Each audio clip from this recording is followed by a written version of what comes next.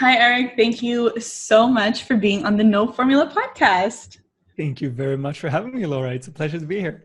I love this. Okay, so I just want to get this out of the way because everyone is wondering about this. You made $50 million before you were 30 years old. Yes.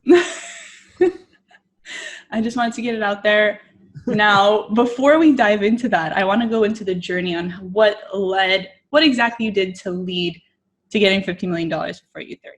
And I know that there were a few points in your life that kind of shaped how this happened. And I know when you were around 4 years old, you would collect cans with your brother and you would pick them up and you would return them to the store to make, the 5 cents in exchange. And I know you did that. And then I know at 18 years old, you actually started playing online poker, right? And I feel those are very important parts in your life because they kind of, they shaped like your entrepreneurial spirit. And then they also shaped your desire to build wealth. So I want to kind of start with the online gaming and how you got into that and what happened when you started winning. Sure. Okay, so first and foremost, a teeny tiny disclaimer on online poker. It was fairly easy to make money when I started in 2005. It's really hard today. So anyone trying to become a poker professional today is in for a much, much harder time than I was. But regardless, I actually started playing poker when I was 16. I borrowed my friend's calculator on a physics class, and it was more fun to play the games he had on his calculator, and one of them was poker. So I started playing poker against the machine on his calculator when I was 16, and we started talking about poker, and poker was just booming in the world, and we went after class to buy a tiny kit of poker chips for $20 or something.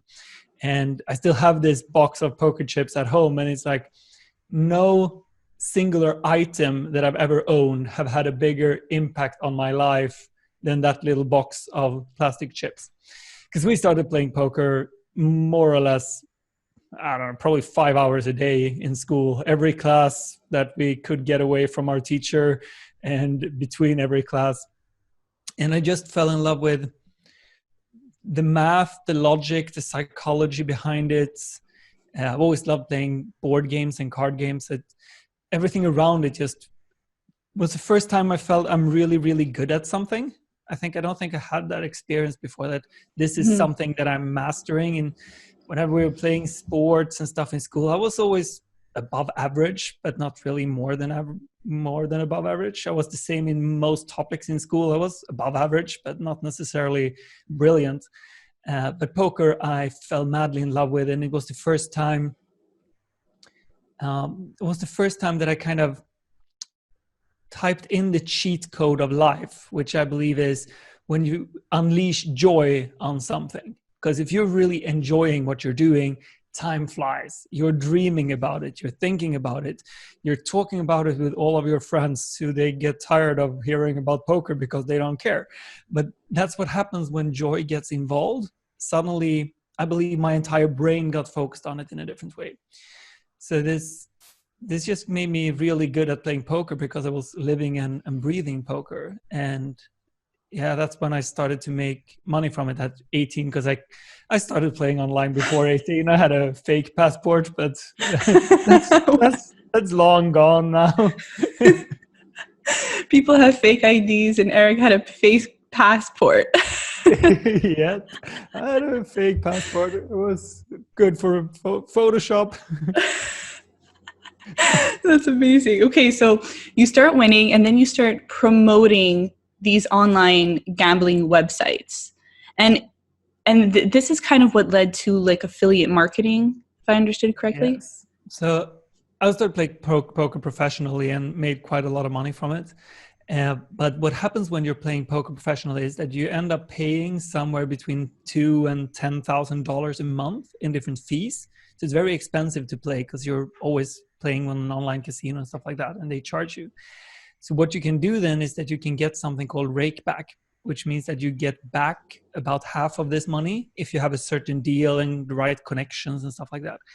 So I managed to get those kind of deals with different poker rooms. And then I helped other people to play on my terms. So I got 55% of all their fees, but I gave them 50 as a thank you. So I only kept a small cut, which was affiliate marketing very early on. This was 2006, 7, something like that. Mm-hmm. So this was when I first got introduced to performance-based marketing, in the sense that if I get a client, I get paid by the poker room or the casino, and it started scaling from there. And the first time we actually did it, I spoke to friends and I just put up notes in school about, hey, do you want to play online poker? Let me know, which was probably not really what my school wanted me to do. And I had friends putting up on different schools around Sweden as well. Mm-hmm. But it was thanks to that I got into this industry later on. I got to know a lot of people, and like school probably didn't agree, but I never got in problem for it. So you start this affiliate marketing, you start making money, but at what point did you start losing the money? So I grew up, I was a really lonely kid growing up. I didn't have many friends. And then when I was 13, my family moved. And we were living outside of the city. And I got into the district, which belonged to like the fancy school in my hometown. So I switched schools, and somehow I managed to get friends. And I didn't really have friends before, but all of these friends were much more rich and fancy than I was. I was a very normal person, and they had these cars and the houses and everything. And I always felt inferior to them. I always felt that I didn't really belong. And then suddenly when I started playing poker, I made much more money than they did. So I wanted everyone to see this. I wanted to show that now I'm finally good enough. So I spent that money on expensive clothes, car, fancy TV, champagne, an apartment, all these things. And it was fine as long as I was winning. And I actually didn't really start losing, but I stopped winning. And I had adapted a lifestyle which was very expensive. Like I wanted, suddenly money was my identity. And for the first time, I actually felt that I was good enough. So then I felt I need to keep up with this kind of spend rate. And with no money coming in and no financial knowledge before that, and haven't saved up anything, I kind of spent myself broke and had to move back in with my parents, had to get a regular job and kind of have to figure things out again. And is that when you started the web agency? Yes, I took a job moving boxes for a postal company, a huge postal company, for like a month. And I realized this is not what I want to do. I took my first salary and put it back in the poker room. It went pretty well that time as well. But I felt that I wanted to do something else as well. So I started different business ideas, failed multiple times. One of them was the web agency, where we tried to build small websites for hairdressers and printer shops and shoe shops and stuff like that. The problem with all those kind of clients is that they don't have much money. They're really complicated to deal with. They are never satisfied, and they have so much skin in the game. We charged 500 euros for a website, $500 or whatever it was. And that was a lot of money for them. If you go to a big company, they would just, but a small company, like you need to do something really good. So it was a really shitty business idea, but we learned a lot from it. And so how did you move on from there? You tried doing all these websites, and then what happened? Yeah, so we started building websites for our own because we didn't get enough clients. We didn't have enough work. So we started actually doing, and I came from poker, and the poker room I was playing for had a sister brand, which was a bingo brand called Maria Bingo. And this was bingo online was completely new. No one was playing bingo online. So we started building websites with information about bingo online. Where can you play? What are the rules? What bonuses do you get? How do you deposit money? All of these things. And we built websites like that with our own skill sets and hoping to make money from that. And the first 3 months we made 0. So we actually gave up that project and started doing all kinds of other things, try to build a poker software, try to do all kinds of stuff. And we failed at those as well. But a year later, we looked back into these bingo accounts that we had built up and realized that, hey, we actually made $1,000 here. And that was the first out of many failed attempts at business where somehow it actually worked.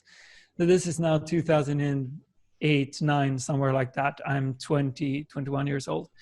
And we're like, okay, let's put our attention to this. And the year after that, we managed to make maybe $10,000. So it wasn't big by any means. It was $400 per person per month or something like. We're two people, me and my childhood friend Emil. But it was enough to keep us going. And that's where it kind of, the business really started to take off. And it was your first taste of affiliate marketing. So just out of curiosity, do you think affiliate market is the same as it was in 2009? I mean, in a nutshell, it's the same. So affiliate marketing is basically you advertise someone else's product and you take a commission for the sell. And that is the same. And there are hundreds more opportunities to do it now, but there is also a lot more competition. But I still believe it's a brilliant business model because you don't need to take a lot of risk. You don't need to develop a lot of products yourself. You don't need a lot of customer support. You don't need big sales team or anything like that. You can just start selling someone else's product, and the only thing you need to learn is basically one way or another online marketing through any channel out there. So I do have questions for you about online marketing later. But before we get into that, you start bingo, you start making $10,000. This is what turned into Catena. Is that how you pronounce it? Yeah, Karena Media. Karena Media. So can you tell us a little bit more about Karena Media? Okay, so when we made $10,000 in a year, we felt like, okay, let's give this our full attention. And we're now in 2010. I'm 22 years old, and we decide to quit our other businesses and other jobs and just go all in on this. And we managed to get it up to like $3,000 a month to actually make a living out of it. We keep most of the money in the company, but we take out a little salary. We turn off the water heater between showers because we couldn't really afford electricity. We were living together, me, Emil, and my girlfriend in a small apartment, and like, let's make this going. And we had a lot of fun. We didn't have any rules. We didn't have any plans. We were just playing around with it. And it started to go really, really well. So what we actually got good at was how to rank high up in Google, search engine optimization. How do you get to the top of Google? And we started doing this for bingo, for business cards, insurances, you name it, we probably tried it. And anything that worked, we did more of. And what didn't work, we just threw away. And we started making quite significant money by 2011. I think we went up to probably $20,000 a month by the end of 2011, maybe 30 even. So then it started to go really big, but we didn't have any team. We didn't really know what we were going to do. We didn't have any real goals. We were just playing around with it. Had a small office. We were usually working in our boxer shorts, like throwing rubber gums at each other. Like everyone is right now, so it's okay. Exactly. We were basically Corona, but in 2011. And 2012, we felt, okay, it's time to grow up. We want to turn this into real business. We want to be able to explain to our parents what it is that we're doing. And we got in contact with a couple of investors who had just sold their company, and they wanted to get into affiliate marketing. They came from the casino industry, and I just sold a big online casino. And we ended up selling half the business to them in October 2012. So I'm 24 at the time, at a valuation of $700,000, give or take. They bought half the company. And this became Karena Media. So then we shifted all our focus to the casino industry and took this knowledge that we already had about how to rank high up in Google and put it into casinos. We started building a lot of websites about online casino and give the same kind of guidance that we did with bingo. And in 2013, we started hiring a lot of people. We never hired people before. We didn't know how to do that. So we hired 10, 12 people. We got an office, got fancy things, big goals, big dreams, a lot of stress. And we ended up getting sued by our landlord for some shitty situation and almost went bankrupt. It was so much stress, so much panic, so much chaos. And I had a bottle of whiskey next to my bed every evening because I couldn't fall asleep because my brain was just spinning so much. If I didn't drink, I didn't sleep. And I just have this vivid images in my head of twirling around in sweaty sheets at night because I can't sleep.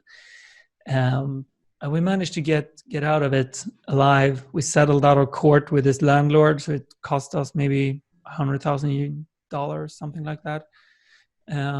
And we managed to get back on our feet. And then 2014, 15, 16, everything that we just touched turned to gold. It was still the same kind of business idea, but all the projections that I had did that I thought would take 6 months had taken like 12, 18 months, something like that. But they still worked. So what we did was basically rank high up in Google on keywords relating to casino, help casinos get clients, help people find their bonuses and their offers. And it grew really big, really quick after that. So on my 28th birthday, actually mine and Emil's, my co-founder's birthday, we were born on the same day in the same hospital by parents who knew each other. So we've been together for a while. So you guys have known each other for a little while. Yeah, literally as long as humanly possible. And on our 28th birthday, we took the company to the stock exchange together with a brilliant team and the investors and these guys. And then it got valued at $200 million. So the investors got a good deal at $700K. And both me and Emil sold a lot of shares that day. So that day I sold shares for about $15 million. And yeah, obviously that changed a lot of things. That's the short Catena journey. Yeah. So just one step back, when things started getting stressful, you started hiring a lot of people. How old were you at that point? So I was 24 when we started hiring a lot of people. 24, 25 was the most chaotic time. Then we were probably 10 employees plus me and Emil, something like that. And so that means you had to start like learning how to manage people and with teams and delegating and like kind of building up the value. I didn't know any about that. So how did you figure it out? I didn't. I had a bottle of whiskey next to my bed. Okay, I guess that's true. Yeah, I didn't figure it out. I mean, I learned on the job, and it definitely took time. I mean, the most stress back in 2015, I think we were about 30 people, and we were redoing our employment agreements because we were preparing for the stock exchange and we needed to have them written in a different way than they were because obviously we didn't have proper agreements. And I handed all of these agreements out on a Friday and they were just better for all the employees. There was nothing changed that went for the worse. And I just thought, okay, let's steal them, hand them out, let people read them over the weekend and sign on Monday. And on Monday, I come into the office and it's like a war zone. People are furious and so angry and I don't understand shit. Then someone has misunderstood what it says in the agreement. So the agreement basically states everything that you do during your employment is owned by Karena Media, which roughly translates to everything we pay you for, we own. But people understood that like everything you do in your free time, if you're doing music or writing a book or doing art, that Karena Media owns it. And someone had studied law and he said this to everyone else. So everyone thought that we were kind of making them our human, like our slaves or something. Mm-hmm. And were pissed off. And I did not handle this situation well. I said that people were replaceable. So we kind of need to figure this out. And then someone told everyone that I told everyone that they were replaceable. So 8 people quit in a week because of a misunderstanding. And that was the 8 people that were closest to me, that have worked with me for the longest, most of them at least. And yeah, I think it was just me not dealing with it well. I should have just realized they were just afraid of us trying to take things from them, which obviously wasn't their intention. And I should have listened much more to them. I should have sit down and have a calm conversation. Instead, I just thought they were stupid. And so, I didn't know how to do these things. I fucked up a lot and I'm not going to do that mistake again. I'm never again sending up new agreements on a Friday, just waiting to sign them on a Monday. But I had to do the mistakes to kind of learn from them.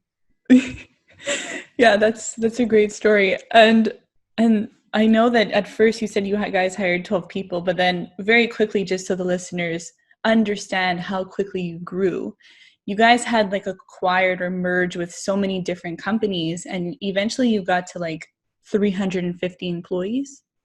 Yeah, I think they're almost 400 today. Yeah, which So is here we were 10, then 30, then 90, and 180, 250, 300, something like that. so it was just massive growth so Yeah. quickly, which I can't even imagine the stress. That's why, like, when you say whiskey, I'm just like, I understand. Yeah. It's just, that is crazy. And I know, based off, I've listened to another podcast that you were in, and I know that although you had made, I don't know, $50 million, whatever it was, on your 28th birthday, actually, personally, it felt like you took a hit, right? You were super overwhelmed, super stressed. Emil, your partner, was also the same way. You had broken up with your girlfriend. In that moment, when all that stuff happened at the same time, do you think it was worth all the effort to make all that money? So I think what's important to know about entrepreneurship and the success stories you hear is that it takes an incredible amount of luck to get there. Mm-hmm. Luck was by far the most important factor in my career. It was luck that I picked up my friend's calculator. It was luck that the right person saw the flyer about poker and introduced me to bingo. It was luck that I ended up being born on the same day in the same hospital as a computer genius. He built his first calculator when he was 8. It was luck. And looking back, I mean, it's worth it. Now I'm very healthy. I feel very well. I have all the freedom in my life, but it was luck. Mm-hmm. I think 99 times from 100, it wouldn't have been worth it because I would have crashed. So I like to see it as, imagine running down a steep hill, Mm-hmm. and you're kind of losing control, but as long as you're on your feet, you're okay. You don't have control, but you're on your feet. And to me, it was like this for 3 years running downhill. And I managed to not fall, which was luck, not skill. If my mother would have gotten cancer, or my girlfriend would have broken up with me at another stage, or if some business deal would have fallen through, I would have fallen and I would just have scratched all my face, all my body falling down this hill, and I would probably not have been able to stand up again. But that didn't happen, and that was luck. But if that would have happened, the company would have gone bankrupt, because without me at that stage, it wouldn't have worked. I would probably have messed up all of my relationships because I would have crashed completely, and it would totally not have been worth it. So looking back, I would probably have made the same decisions all over again, but without luck, I would have failed. And I mean, it's very easy to say, of course it was worth it right now because I made it. It's like trying to throw a basketball from one side of the court to the other, and you manage to get it into the hoop. Of course it was made worth it because you tried. It's Mm-hmm. not really a good decision, but it was worth it. So it's complicated. I'd say it was many stupid decisions. And when people compare their story with my story, or when someone compare themselves with Elon Musk or Richard Branson or Warren Buffett or whoever, it's so easy to miss out on the importance of luck in everyone's story, regardless if that is being born in the same next to like the hospital bed next to a computer genius. I mean, that wasn't skill. A lot of these things were ridiculous lucky, and I would have made it anyway. But when I say made it, I would probably reach financial freedom to some extent. I would have become my own boss. I'm pretty sure about that. But maybe I would have made $1 million instead of 50. So 49 was luck, 1 was skill, something like that. And with 1 million, it wouldn't have been worth it. And it was only 1 million that was skill. I love that answer, because so many people, when they start entrepreneurship, a business, they envision this $1 million life where everything is perfect and that's the goal, and that's like what success is in society, right? But then also you just flat out tell everyone like some of it is luck and you have to have it. And I also know that when you made that $50 million, you were on the high for like 2 weeks. And then after it was like kind of like your new normal. Yeah, I mean, I think every goal that we set in our life, more or less, is created in our imagination. That we think that we want something, but usually we have absolutely no idea. Like a friend of mine, he was dreaming about becoming a pilot since he was like 6 years old. He was dreaming about becoming a pilot. And then he took the classes, he paid the extremely expensive tuition, he became a pilot. 2 weeks in, he hated the job. He was like, what the fuck is this? I'm a glorified bus driver. This is really boring. So he had been dreaming about this for, I don't know, 15 years, but he didn't know what being a commercial pilot meant. So he actually was dreaming about something completely different. He just didn't know. And I think it's the same if you become a doctor. You're like, I want to be a doctor, but you don't really know what it means. Or you want to be an entrepreneur, but you don't really know what it means. I want to be rich, but you just invented the idea of how it will feel to do that. Like, I want to climb Mount Everest. It's like, yeah, you can climb Mount Everest, but it's not going to be what you expect it to be. And I think that's what happened to me as well, that I was thinking that if I only reached money, every other problem would go away. And a lot of problem goes away if you have money. Money makes life a lot easier in many ways. But a lot of the very important aspects of life actually gets more complicated with money. Like a love relationship is complicated with money, because if one person have shitloads of money and the other person don't, then you lose a lot of the equality that is crucial in a relationship. It's really hard to have a good relationship if you're not feeling equal to each other. And it's the same thing with friendships. It's complicated if you have tens of millions of dollars and the other people are bus drivers. It makes you have different problems. It's harder to connect to each other and harder to do these things. It doesn't immediately fix your health. I mean, I was in a state where I'd been working way more than was healthy, drinking more than was healthy. And I woke up and was like, fuck, I haven't cared about myself or my physical experience in a long time.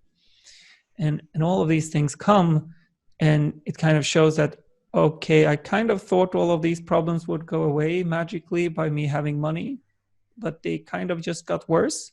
And without love relationships, without friendships, without health, life is still pretty shitty.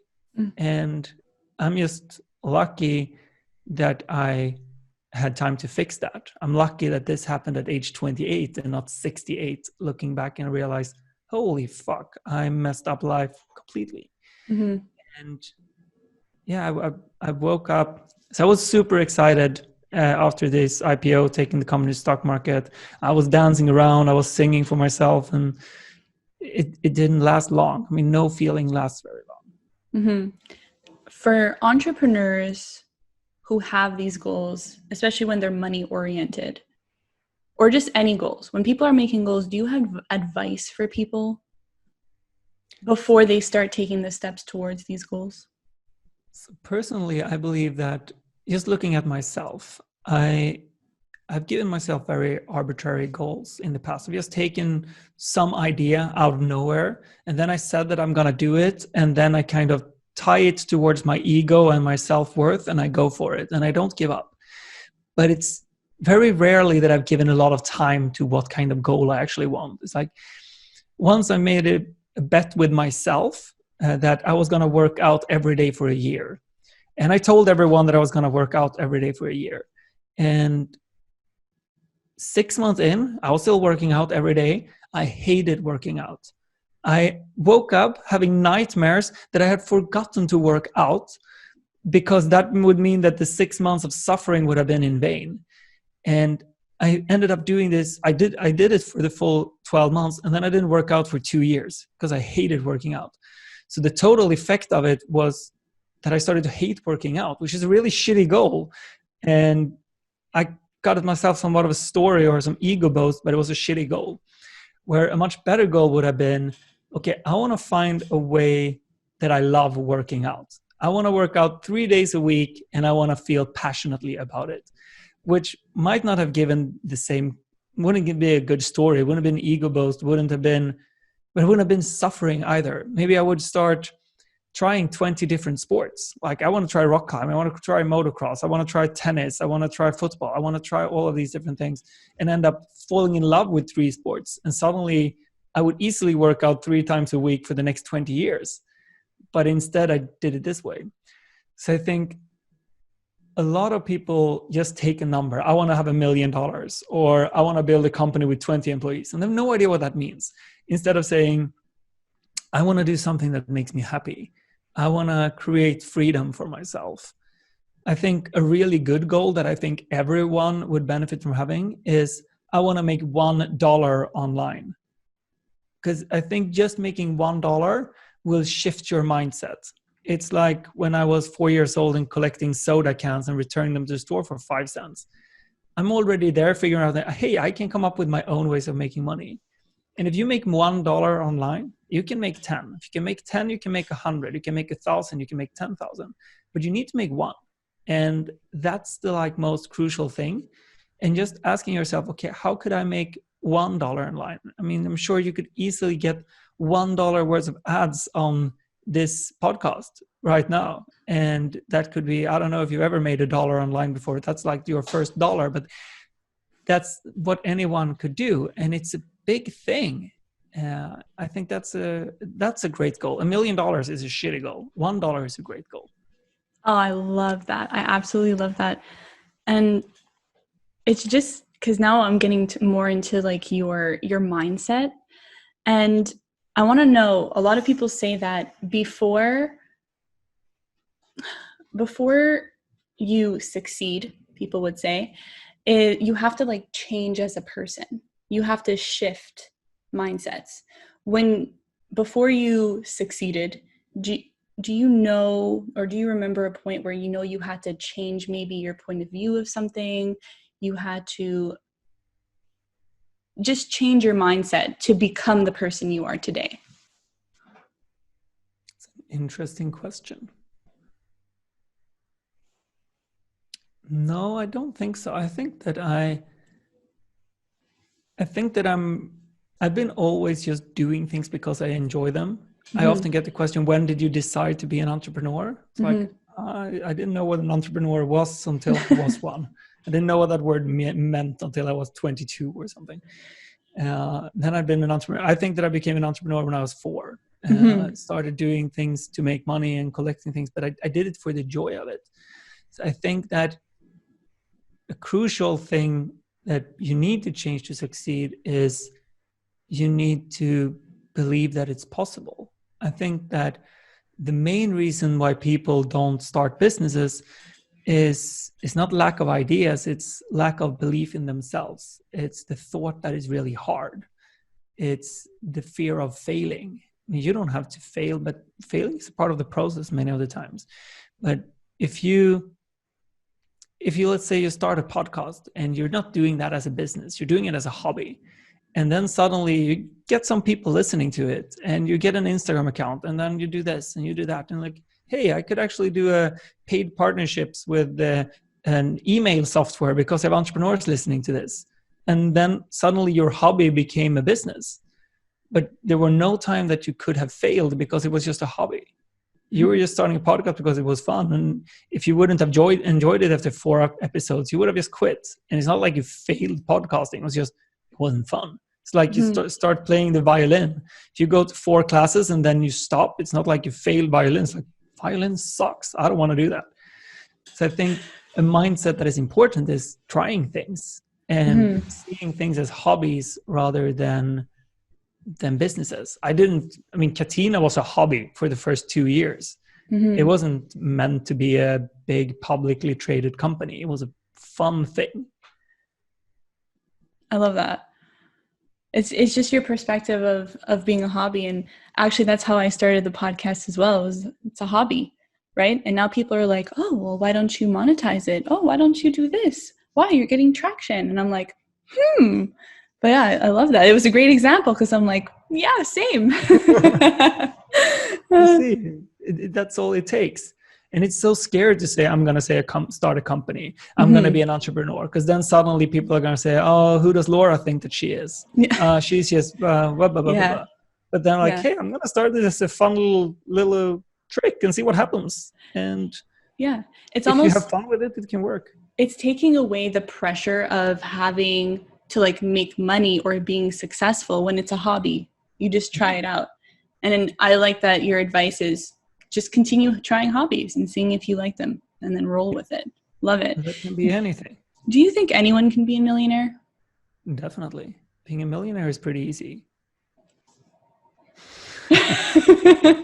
Okay. Can I know the secret?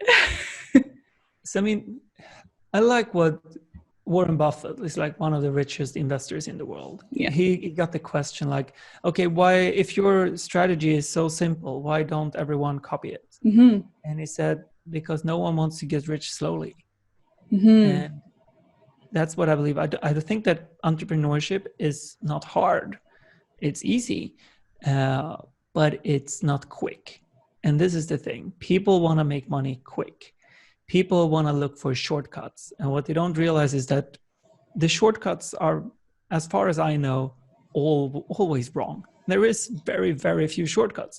Yeah. Every shortcut is just something that's going to fuck up your journey. And people don't want to do that. I mean, if you're just starting learning things and you get 1% better every day for a year, that doesn't sound that much. But that means that you're 37 times better 1 year from now than you are today. So if you were to get 1% better at podcasting every day for a year, that's 37 times better, because that's what happens when you start growing skills and learning them on top of each other. And it all takes consistency. It takes that you enjoy what you're doing and that you're willing to keep doing at it. But that's not what people do. People, first and foremost, very few actually try. Very few have started a podcast. Very few have enjoyed starting a podcast, and even fewer have kept going after 10 episodes. There are so many podcasts that start and quit before 10 episodes.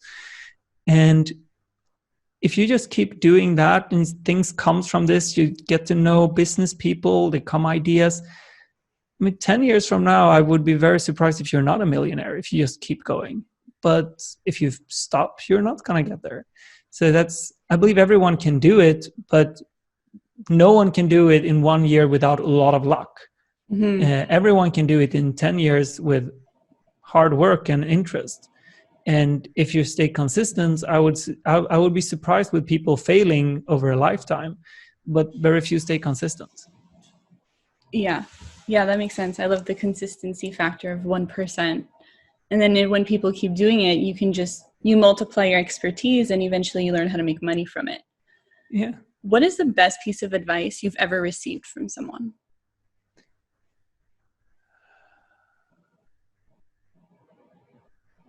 Something that changed my life more than anything, I think, it was when I read the book Nonviolent Communication by an author named Marshall Rosenberg. And he's just a genius, or he was a genius. It's a book about how you turn any relationship into a deep and meaningful relationship. Basically, it's about how to actually connect with people and understand people. And when I read that book, I learned how to listen and the importance of listening. I've always been a talker. When I was a kid, my friends called me the radio because I wouldn't shut up. And it's just it's not an optimal way of getting to know people, but always talking, because you never got to hear anything about them and no one feels that you're interested in them. And to be honest, I wasn't. But that book taught me how to listen, and it taught me how to listen to Johanna, my girlfriend. We broke up after the IPO and we're back together now. And a big part of that is actually that book, because I learned that I didn't really listen to her. I didn't give her enough space. When we were having tough conversations, I always felt that I had the answers, and she needed a lot more time to think than I did. So I always started talking the second she got quiet, and that didn't necessarily mean that she was done talking, but I started talking. So just shifting into listening. And when having a tough conversation with anyone, just not interrupting at all. Give it, if they're not looking into your eyes and you kind of feel their energy is, I want you to talk, because you know that energy, we all know that energy. But if they're still looking out in space, give them 20 seconds of silence, because a lot of the time they're still thinking and you're just taking them off track.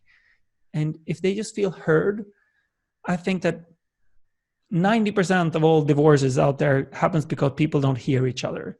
And I think that would just focus on listening. That's a long answer to a short question. No, it was great. Thank you for explaining. So this podcast is called the No Formula Podcast because there is no formula to success. Everyone has their own formula, right? So I want to ask you, what do you think is your formula that you created to your success? That's another beautiful question. My formula. So I think that a very big part of my formula is joy. It's crucial to have fun with what I do. If I'm not having fun, I'll stop doing it and I'll ask myself, how can I find a fun way of doing this? And even if that takes longer, even if it's worse somehow, I choose that way of doing it because I believe that will make me keep doing it. And if I keep doing it, once again, if I get 1% better every day for a year, it's 37 times better. It's a big impact. And I'm not saying I'm ever succeeding to get 1% better every day, but it kind of get the point. The joy is a very important thing. And to find joy, testing a lot of things is a very important thing. So trying a lot of things out and not losing out on the joy in the process. So the first step for me is to, if I have fun, then that's purpose in itself. If I can then do something that is fun, that I'm learning from, so I continuously get better at it, then those two things alone is definitely worth it. I don't need to make any money if I'm having fun and I'm learning stuff. That's like purpose right there. Third step in this is, can I add value to other people? So if I'm having fun, I'm learning stuff and you're learning stuff. That's like, hey, I'm really doing something meaningful here with my life and I'm loving it. And then in the fourth step, think, okay, how can I scale this to help more people or scale this to make money? If that comes at fourth, then you're never going to give up, because there is no reason to give up something that is fun, that you learn from and you teach others. But what so many try to do is to start with step number 4.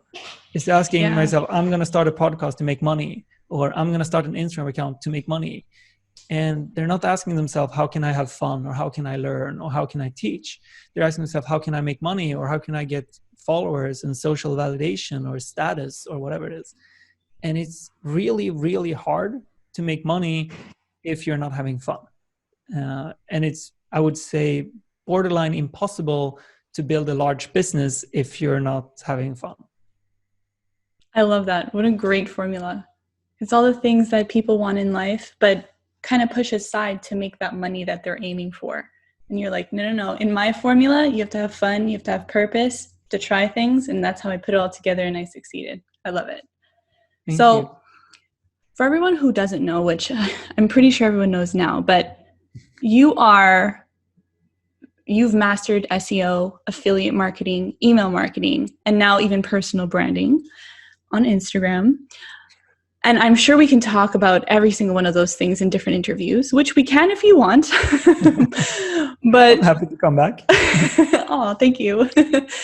But just before we finish this interview, I kind of just want to ask you a few questions on affiliate marketing, like just quick questions to give people some of your expertise.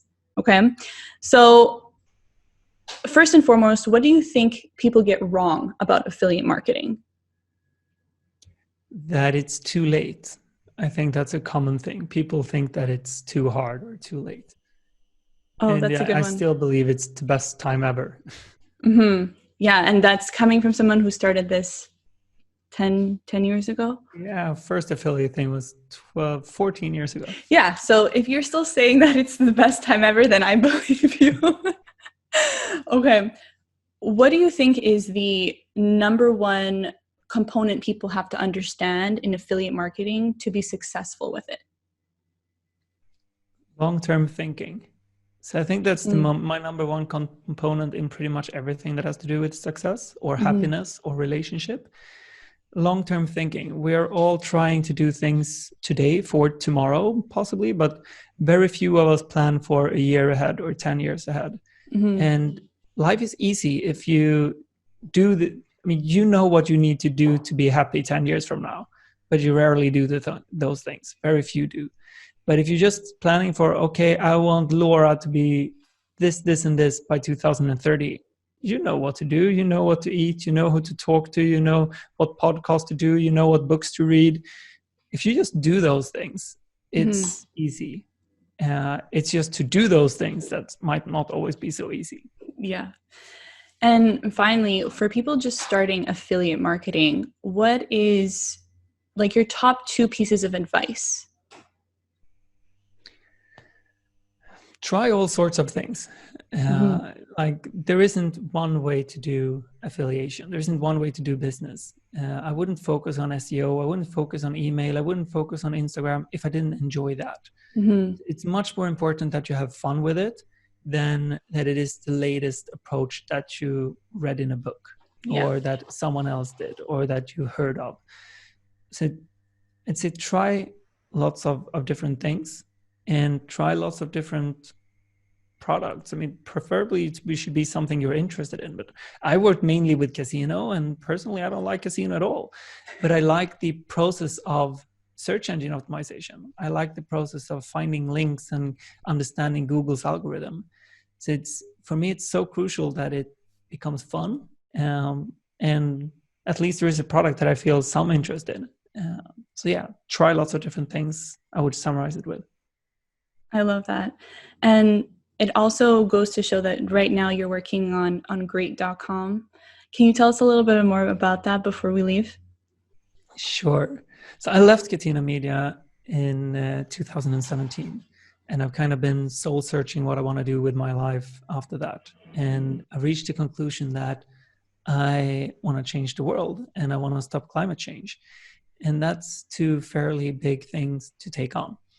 And my approach to doing that is to build a very large scale affiliate company over the next 50 years, where my goal 50 years from now would be to be the most trusted brand online. Like if you want to find the best insurance, you will trust Great.com. If you want to buy headphones, you will trust Great.com. If you want to buy an email provider, you want to trust Great.com. That we're actually testing a lot of things, and over this course of the next 50 years becomes the brand that people know for that. And we're going to give away all of our profits to protect the environment, because I luckily don't need any more money, but I still want to add value to the world and the people around us. So in the short term, we're doing this in the casino space. We're building the most trusted brand in the casino space because that's where I'm coming from. That's what I know. That's where all my contacts are. And I want to utilize the skill sets that I built over the last 14 years in that industry. So it starts there, but it's definitely going to grow into all kinds of things. That's just the corner that we're choosing to start with. I love it. I love that if you had a business plan, it would be like long-term goals of 50 years. Yeah. I love it so much. It's easy if you think about it as 50 years. Yeah. It changes so many decisions that you're going to make. And there is some smart saying from some smart guy, probably Donald Duck or I don't know, Arnold Schwarzenegger, that hard decisions, easy life, easy decisions, hard life. And I think there is so much truth to that, that if you're making the hard decisions and you're actually doing them, regardless if that is breaking up with someone or applying for a job or going to the gym, if you do all of these things that you know that you want to do, but you're actually scared of doing them, life gets easy. But if you don't break up with someone, even though you know that you're going to want to break up with someone, if you don't apply for that job you want, and you never go to the gym, that's a recipe of chaos. I mean, you're definitely going to be miserable. It's going to be a hard life because you made all the easy decisions of not making the hard decisions. So I think that summarizes my way of thinking in pretty much everything that I do. I want to be a person who does the hard decisions continuously, because it will bring a beautiful life in the long term. I love it so much. Well, thank you so much for being here today, Erik. I truly appreciate it. And I'm definitely going to keep up with what you do with Great.com. Thank you for having me, Laura. Pleasure to be back sometime.